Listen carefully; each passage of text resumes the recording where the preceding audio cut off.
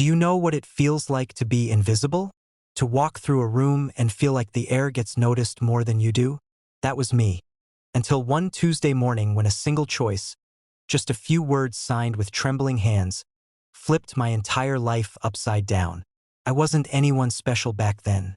Just a 22-year-old marketing intern at a towering Chicago ad firm called Sterling & Rowe. My life was copy machines, coffee runs, and staying out of the way. If confidence was currency, I was bankrupt. I'd eat lunch at my desk alone, take the stairs to avoid small talk, and pray no one noticed how small I felt. But there was one thing about me that nobody at Sterling knew. I spoke a language most of them couldn't even recognize. My little brother, Leo, was born deaf, and learning sign language for him had become my obsession. Nights, weekends, I devoured it. It was the only skill I truly owned. Though in that shiny glass office, it felt as useless as knowing how to play violin in a world obsessed with electric guitars.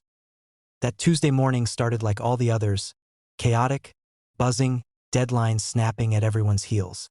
I was near the lobby when I saw him, an older man, sharp navy suit, hair silver as frost, but eyes that carried both dignity and desperation. He was trying to speak with the receptionist, but she couldn't understand him. His lips moved.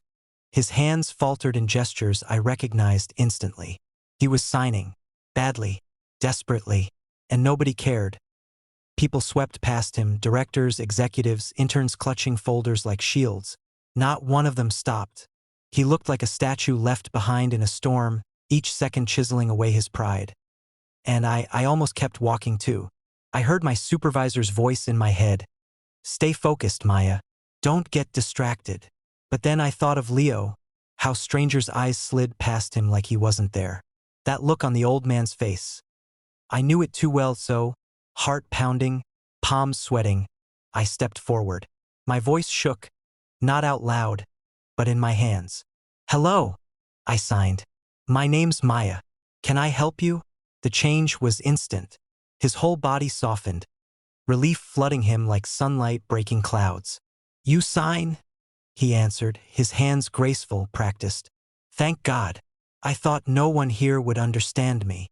We talked, signed, and he told me his name was Thomas Rowe. My chest tightened. Rowe. As in Daniel Rowe, the CEO whose name was etched into glass above the doors. Thomas wasn't just any visitor. He was the CEO's father. And he wasn't welcome here. Not really. He admitted he had no appointment. He just wanted to see his son. But I could see it in his face. He already expected rejection. I couldn't let that happen. I sat him down. Promised to call upstairs. His son's assistant put me on hold, then coldly told me the CEO was unavailable. Thomas's shoulders sagged like a man used to being told no. I should have stopped there. Should have returned to my photocopies and spreadsheets. But instead, I gave him a 2.3 stolen hours. 3 hours of me, and in turn, sneaking the CEO's father through departments he'd never seen, translating conversations with designers and copywriters, showing him the work his son had built. His eyes lit up at every corner, pride flickering like a lantern he thought had burned out. And that's when I noticed him from the mezzanine above. Hidden half in shadow, stood Daniel Rowe himself. Watching me, watching his father. Watching the company through our hands, our shared language. My stomach twisted. I thought I'd just signed my termination papers. But when the day finally ended and Thomas prepared to leave, Daniel stepped out of the shadows. My supervisor was storming over, ready to shred me alive, but Daniel's voice cut the air. "Actually, I'd like to speak with Maya first." I froze. The lobby went silent. Thomas's face glowed with hope. And then, Daniel turned to his father and signed. Broken, awkward, but real. "I'm sorry, Dad, for making you wait. I didn't know you were here until I saw you with her." Thomas's eyes filled with tears. "You've been learning," he signed. Daniel nodded. "Not enough. Not soon enough. But I'm trying." They embraced, father and son, mending years of silence in the middle of a busy corporate lobby. Around us, people stopped, hushed, witnessing something bigger than business.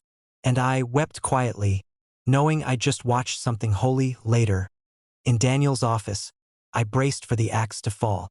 But instead, He looked me dead in the eye and said words I'll never forget. You didn't fail your duties today. You reminded me of mine. This company talks about inclusion. You lived it, and I need you to help me build it. I thought I misheard, but he was serious. He offered me a job, director of accessibility and inclusion. Me, the invisible intern. That moment, it detonated my entire life. Within months, we transformed Sterling and Rowe. We brought interpreters into meetings, built policies around access, trained every employee to see, not just look at, those different from them. And the man who once walked through our lobby unseen became the heartbeat of the company's change point 6 months later. When we won a national award for inclusion, Daniel asked me to accept it on behalf of everyone. I stood on that stage, trembling but steady, and I said, the most valuable business skill isn't persuasion or profit margins. It's seeing the humanity in front of you and choosing not to look away. In the crowd, Thomas signed his applause. Daniel signed back. And in that moment, the shy intern I once was ceased to exist. Now, every time my brother Leo visits the office and people sign with him, even just hello, I realize what we built wasn't policy. It was belonging. And it all started with one terrified girl daring to sign one simple word. Hello. So tell me, if you were in my place, would you have stopped? Or would you have walked past like everyone else?